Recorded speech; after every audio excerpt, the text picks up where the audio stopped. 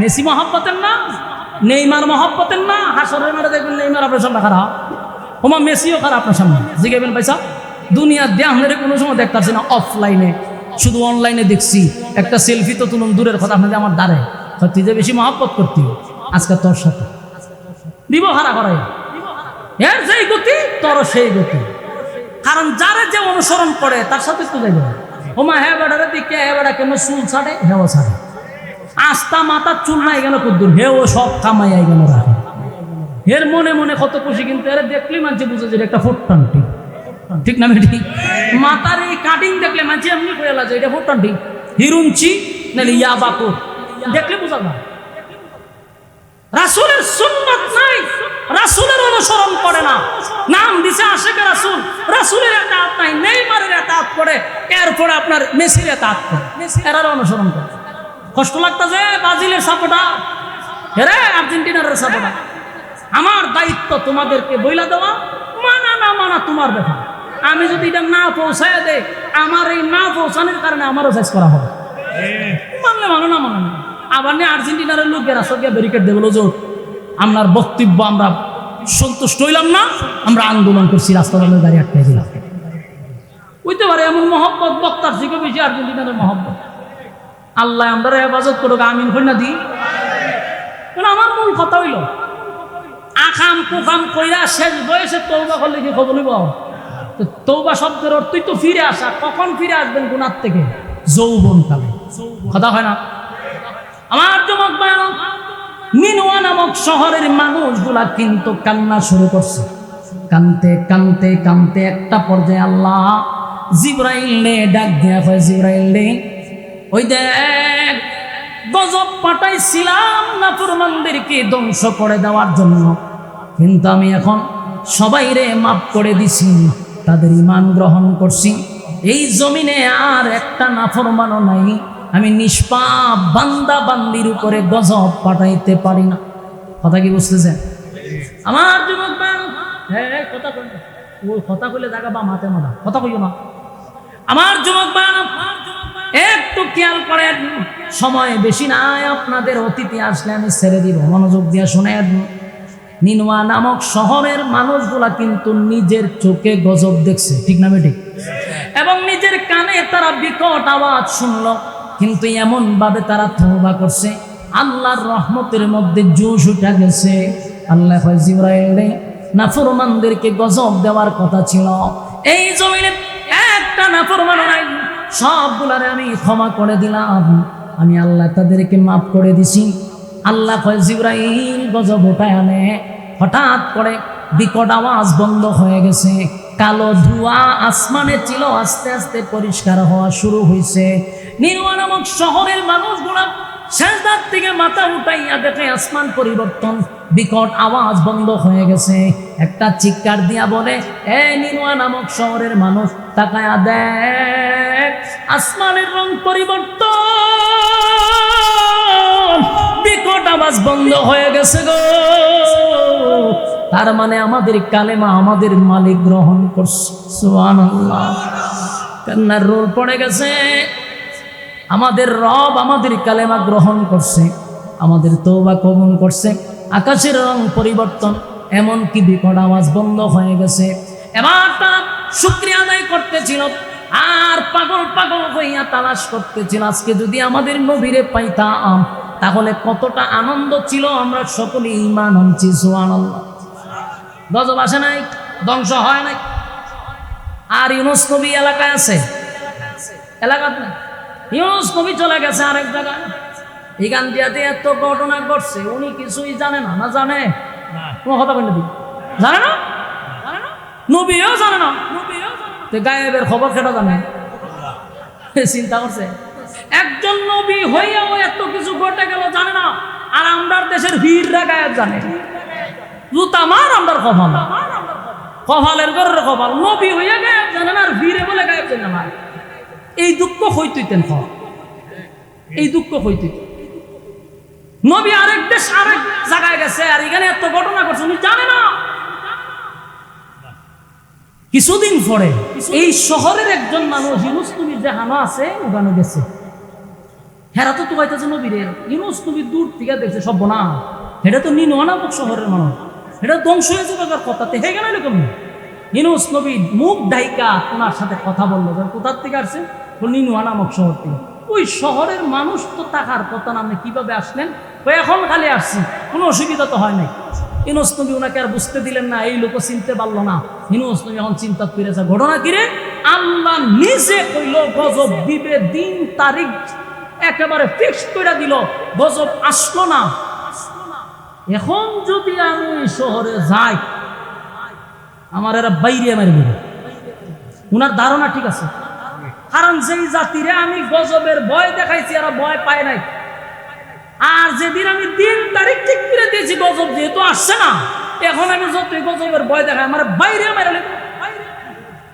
উনি সিদ্ধান্ত যে সর্বনাশ ভুলে আমার এই এলাকার জমা যেত, সিদ্ধান্ত চেঞ্জ করে নিয়েছে। সিদ্ধান্ত চেঞ্জ করে উনি নিজে নিজে সিদ্ধান্ত নিয়েছে, আমি দেশই ছেড়ে দিন, থাকলাম না তোর দেশ জামুবা।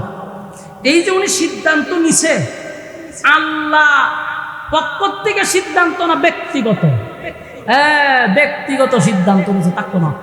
অথচ উনার কাছে এখনো ওহী আসে নাই, আল্লাহ উনার এখনো কিছু জানাই নাই, উনি ব্যক্তিগত সিদ্ধান্ত নিছে দেশ ছেড়ে দেন।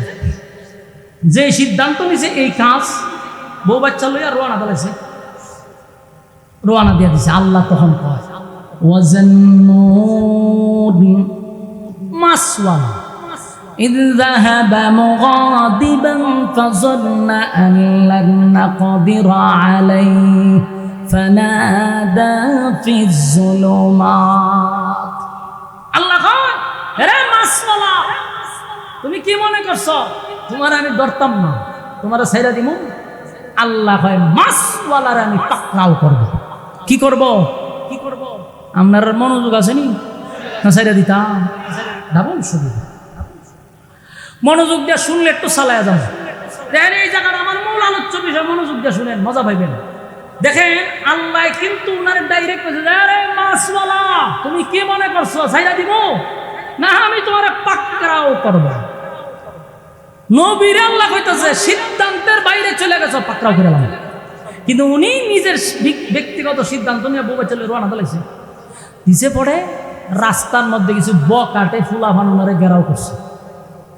ঘেরাও করে কই যাবে, আমরা বিদেশ যান, তো যান আমার বউডারে দিয়ে যান, নাউজুবিল্লাহ আসেনি, আপনি যান আমার বউ দিয়ে যান। ইউনুস নবী ইন্না লিল্লাহি, আমি একটা পয়গম্বর, আল্লাহর নবী, আমি আমার বিবি কথাবার্তা সাবধানে বলল। আচ্ছা কোন চায় সুরে কি ধর্ম বুঝে? সুরের কাছে বাস করে কোন লাভ হইব? সুরে যদি ধর্ম জানতো তাহলে মসজিদের দান বাস করে চুরি হয়, কথা না হয় না, দান বাস করে গেলে জায়গা মসজিদের মাইক লইয়া জায়গা। হে যদি ধর্ম বুঝতো তাহলে কি মসজিদে গিয়ে চুরি করতো? ইউনুস নবী বুঝাইতেছে, দেখ আমি আল্লাহ নবী, এই সেই হয়তো না লাভ নাই। এই রাস্তা দিয়া পুরুষ যাইতে পারে, মহিলা যাইতে পারে না, এটা আমাদের সর্দারের নির্দেশ। বউরা খেলিছে, উনার বিবি বলল, স্বামী আপনি আমারে আল্লাহর জিম্মায় ছাইরা দেন, আপনি তাড়াতাড়ি সিদ্ধান্ত নিয়ে চলে যান। কার জিম্মায়? আল্লাহর জিম্মায় ছেড়ে দেন। উপায় নাই, বিবিরে রাখা ওই আবার দুই বাচ্চা লইয়া রওনা দিছে। বলুন তো দেখি, বউরে ধরছেন, আল্লাহ হাকরাও করছে, পাকরাও শুরু হয়ে গেছে। আল্লাহ কি কইছে? মাসওয়ালায় মনে করছে আমি ছেড়ে দিব। وَظَنُّونَ إِذْ ذَهَبَ مُغَاضِبًا فَظَنَّ أَن لَّن نَّقْدِرَ عَلَيْهِ فَنَادَى فِي الظُّلُمَاتِ। মাসওয়ালা মনে করছে আমি তারে ছেড়ে দিব, কিন্তু আমি তারে পাকড়াও করব। অলরেডি পাকড়াও শুরু হয়ে গেছে, কিন্তু এখনো ওনার সিদ্ধান্ত চেঞ্জ করে না। এই যে শুরু হয়েছে এখনো চেঞ্জ করে না, রুয়ানা দিছে। তো তখনকার যুগে যে বিদেশ যাইবেন, আমার মতো তো প্রাইভেট কার ছিল না, মোটর সাইকেলও নাই, বিমানও নাই, তো কেমনে যাবেন? হাইটটা। আর নদী পথে জাহাজ ছিল। কি ছিল? জাহাজ ছিল। নূহ আলাইহিস সালামের জামানায় জাহাজ তৈরি হয়েছে। ওই নূহ পয়গম্বরের জামানায় যে জাহাজ তৈরি হয়েছিল, এটির ইঞ্জিনিয়ার ছিল স্বয়ং জিবরাইল আলাইহিস সালাম। তাহলে জাহাজ 1000 বছর আগেও ছিল, কিন্তু ইঞ্জিল ছিল না। বলুন কি ছিল না? ইঞ্জিল নাই, ফাল ছিল নি, ফাল বাতাসে নেয় উড়াইয়া ইতা আছে। ইউনূস আলাইহিস সালাম হেঁটে হেঁটে এবার নদীর সামনে গিয়া দাঁড়াইছে। তাকায়া দেখে নদীর ওপারে সাগরের কিনারা একটা যাত্রীবাহী জাহাজ দেখা যায়। মানে নদীটা ফাইরিয়া সাগরে গেলেই যাত্রীবাহী জাহাজ উঠতে উনি চলে যাবে। বাচ্চা হইল দুইটার সাথে। নদীতে পানি খুব কম, নদী শান্ত। বড় ছেলেটারে ফারে রাখছে, ছোট ছেলেটারে কুলে লইয়া নদীতে নামছে। নদীতে লাইমা যখন নদীর মাঝখানে গেছে, পানি তো কম, শান্ত নদী হঠাৎ করে অশান্ত হয়ে গেছে। বলুন অশান্ত হয়েছে না আল্লাহ ফাকরাও করছে? এত স্রোত বাড়ছে উনি নিজেই দাঁড়ায় থাকতে পারতেছেন। নদীর স্রোত বেড়ে গেছে। আমার যুবক ভাইরা, পানির স্রোতের কারণে উনি নিজেই দাঁড়ায় থাকতে পারে না। এক পর্যায়ে সন্তান তারেও ধরে রাখতে পারতেছে। পানির স্রোতের কারণে সন্তান হাত থেকে ছুটে গেছে। পানির স্রোতে তারে বাসায় নিয়ে গেছে। এটা কোন চায় না? আপনার চোখের সামনে আপনার কাছ থেকে বাচ্চাটা জাগা, আপনি বাবা হিসাবে ঠিক থাকতে পারবেন? ইউনূস নবী তো একজন বাবা, সহ্যের বাহিরে চলে গেছে। এখন কি করব? আবার ফারে আসছে, পানি আবার শান্ত। ফারে আইসা দেখে ছেলে যে বড়টা তো ছিল ফারে, এটারে বাগেলে দৌড় মারছে। ছোট ছেলেটারে পানির স্রোতে বাসায় আনিছে, বড়টারে এক প্রাণী আইসা দৌড়ে লয়ে গেছিল। একটা বাবা হিসাবে কতটুকু কষ্ট বুঝুননি কথা। আমার যুবক ভাইয়া, وَظَنُّونَ إِذْ ذَهَبَ مُغَاضِبًا فَظَنَّ أَن لَّن نَّقْدِرَ عَلَيْهِ فَنَادَىٰ فِي الظُّلُمَاتِ। আল্লাহ বলেন, মাছওয়ালা মনে করছে আমি তারে ছেড়ে দিব না, আমি তারে পাকড়াও করব। সন্তান দুটাই চলে গেল, একটা পানির স্রোতে ভেসে আর একটাকে ভয়ঙ্কর প্রাণী নিয়ে গেছে। বাবা হিসাবে এক বুক কষ্ট লইয়া উনি দাঁড়ায় আছে। শেষে এখনো উনি ওনার সিদ্ধান্তের উপরে অটল, মানে বিদেশ উনি যাইবই।